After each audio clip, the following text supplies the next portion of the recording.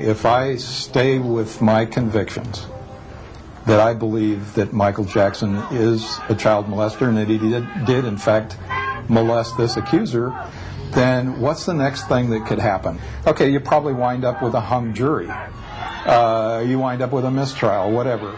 With this kind of cloud hanging over your head, and you're thinking, I've spent 5 months of my life in this trial, and nobody's going to kick me off of this trial until it's over. I then asked Ray and Ellie about the jury foreman, 63-year-old Paul Rodriguez, a retired school counselor. To hear Ray tell it, it was Ray himself who sometimes acted as foreman. The person that was selected as the foreperson, I think he was overwhelmed with his responsibility into thinking that he was primarily a go-between between the deliberators and the judge. There was one point where Ellie had stated her opinion. It was very early in the deliberation, and immediately the foreman starts complaining about inflexibility, and I just quite frankly turned to the foreman and said, I think you're being totally unfair to Ellie. You say that you were threatened by the foreman. What did he say to you?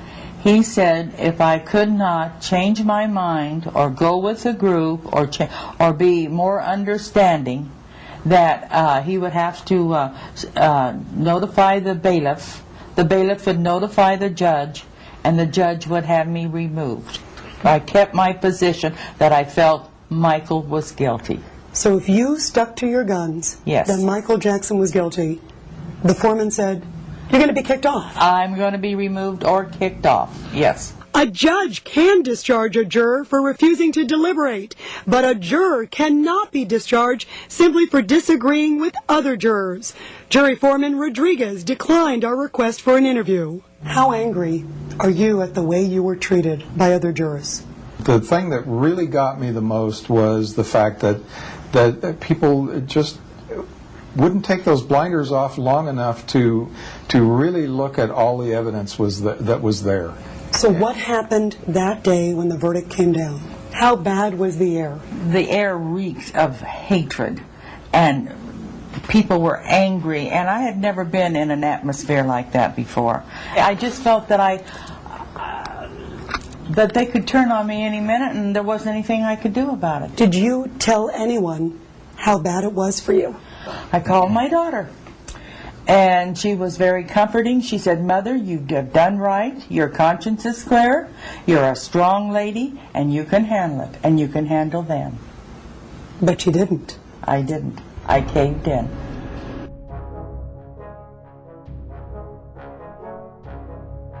Michael Jackson's attorney, Tom Mesereau. Tom, could any of the main witnesses, like Debbie Rowe, some of the others, the former manager Bob Jones, could they have been bought off in some form? I have no knowledge of anyone being bought off. I don't believe anybody was bought off, and I think these allegations by these former jurors are embarrassing and outrageous. They're embarrassing themselves, they're embarrassing the system. These people voted not guilty 14 times, not just 10. There were 10 counts, but the last 4 counts allowed them to vote guilty on misdemeanor counts, and they even voted not guilty on them. So they said not guilty 14 times. Judge Melville looked at them in open court and said, is this your verdict? And they said yes. They then gave interviews and said the proof wasn't there. Now, almost 2 months after being discharged from their responsibilities as jurors, they're now changing their tune. I think it's laughable. Now, did you get the sense that you had some of these jurors in your pocket? I mean, juror number 6, the one who Ellie kept saying, oh, Michael, did you feel that you had these jurors? Well, I felt that this was an intelligent, responsible jury that could see the problems with the prosecution's case. Did you think some of them were starstruck? Because they make the allegation they were starstruck. No, it doesn't. You don't have to be starstruck to look at a videotape when the accusers say Michael Jackson did nothing. You don't have to listen to an audio tape when the accusers say Michael Jackson did nothing. They then went to social workers and said Michael Jackson did nothing. You saw the contradictions on the witness stand, the changed positions they took throughout the trial. We put on numerous witnesses who questioned their credibility and their ethics in many other situations. You didn't have to be starstruck to look at all this and say, I don't believe these people for a second. Did you notice any of the interaction that we heard from Ellie Cook with her and Michael Jackson's mother, Catherine, or any interaction with any other jurors? I did not. I saw this jury as being extremely attentive, extremely intelligent. We had people with advanced degrees, people with very, very good employment. They were very attentive. Now, one of them fell off the jury during a 5-month trial. Not one alternate was needed. And we thought it was an extremely intelligent, responsible jury, and I still think they are. And I think these two jurors are embarrassing themselves.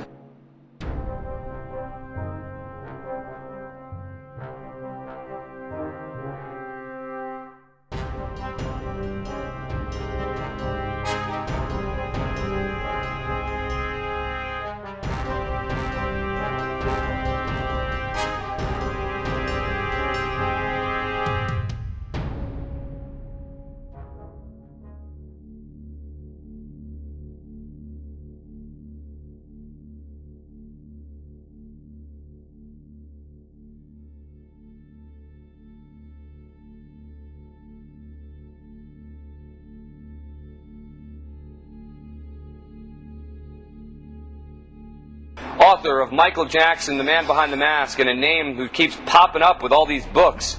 Stacey, are you writing any of these books, first of all? No, I'm not. No, I'm not. All right. But you've been talking to these jurors. You actually talked to these jurors about writing a book. That's correct. All right. And I was approached. You were approached. All right. Cook admits that she frequently winked at Jackson's mother, Catherine, in court and exchanged wardrobe tips with the entertainer's mom, which resulted in them wearing the same colors on certain days? Ellie Cook talks about that, yeah. She mentioned that she would wink, they would wink and nod at each other. I don't understand. So on the one hand, this juror is saying, I was convinced he was guilty.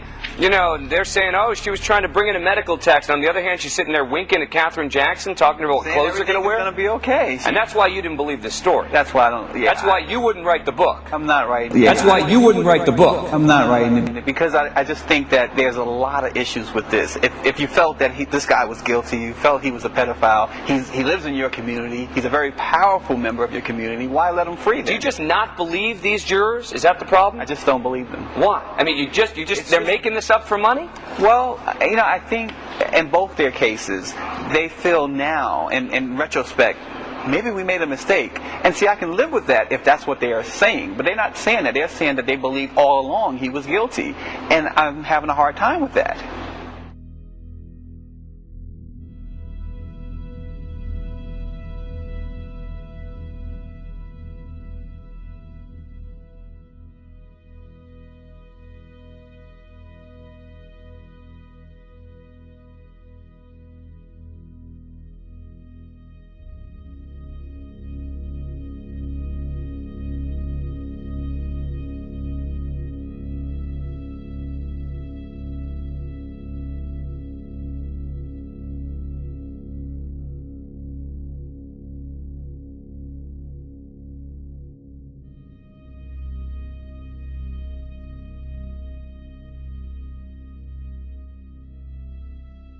But you've been talking to these jurors. You actually talked to these jurors about writing a book. That's correct.